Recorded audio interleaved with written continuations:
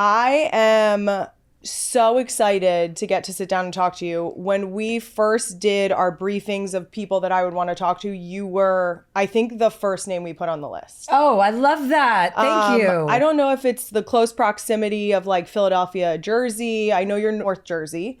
But also I've read every single one of your books because the way that you write in sort of that short story, it just keeps you so engaged that otherwise I don't read books. Yes, I have a lot of people that say that to me. They say they don't read. I'm the only books they've ever read, which is concerning. Damn near. Which is concerning, but you know what? I'm better for it. Yes, as long as you're reading something, it really doesn't matter what. That's it. That's my attitude. That's it. Before we get into anything, happy birthday. Thank tomorrow, you. Right? Yes, yes. You've celebrated the past 5 years by going skiing. Mostly topless. Sometimes with tops on, but yes, a topless. I think bikini. Sometimes I have something covering my nipples. Sure. For, decency. Modesty. Yes. Yeah. For my nephews. What was your favorite version of that so far? And are you going to recreate it this year? This year, I already filmed my birthday video. Nice. It's going to come out tomorrow on my birthday. I'm just editing it right now. This would be my favorite one because it's not just me.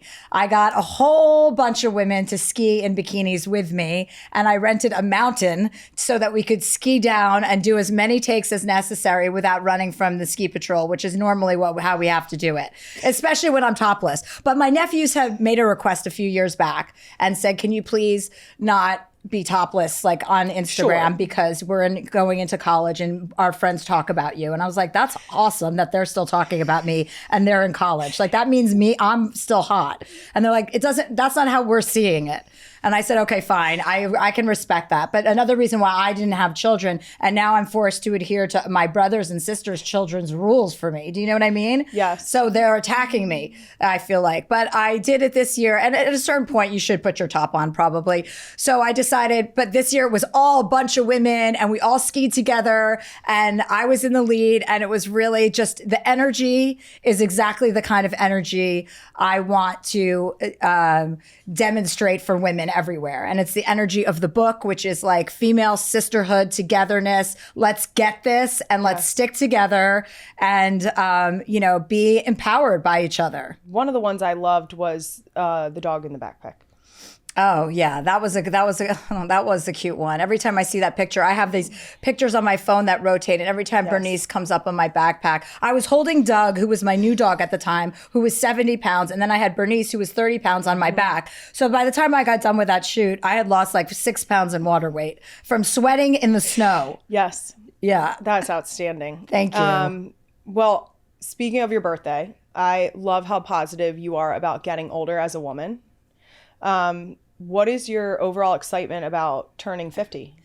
I feel like 50 is a reset. It's kind of like a rebirth, a restart, a fresh. I feel so positive about my life and the way that it's turned out, that if I could talk to myself as a little girl and be like, oh my God, it's going to be okay. You're not going to end up, indigent or on the street or become, I was so scared when I was waiting tables that I would end up waiting tables for my whole life. Not that there's anything wrong with that, but I wanted a different kind of life. And I was just like, oh God, I'm so excited that I have this lease on life. I'm so excited that I have so many women in my life to share this kind of birthday and milestone with. And I'm so excited at my energy level. Like I remember being young and thinking 50 was old. And now that was 40 years ago, when your parents were 50 and you're like, ooh.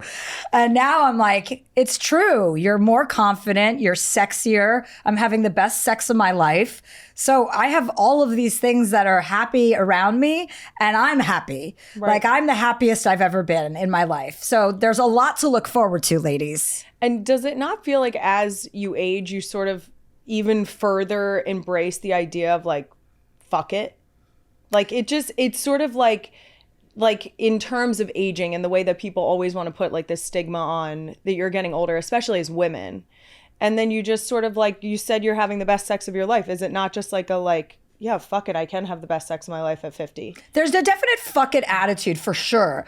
I mean, I think I was born with a fuck it attitude. That kind of never escaped me. But I did go through a period of insecurity and like destabilization in my 40s where I didn't feel as positive and confident as I did. And then I did the work necessary to kind of power through that, which is therapy, which is reading a ton. Which you talk about a lot in your new book. Right. Doing a ton of work and reading a bunch of books about, you know, why you do the things you do and really actually wanting to become the most, you know, the best version of yourself, like wanting to be kinder and gentler and not losing the great parts of your personality. And so while I always had a fuck it personality, now once I kind of got through that murky area, I'm more grounded and more stable than I ever was. I went through my 20s and 30s with this like kind of false confidence, you know? Sure. Like you just kind of put on this armor and you're like, I could do anything. Now it's real. Now I'm like, Right. no, you really can't touch me. Like I'm a tree and you can't push me over. Yeah. So I feel like I've done the work and I get to enjoy this phase more so than the kind of bravado that I was experiencing earlier in life.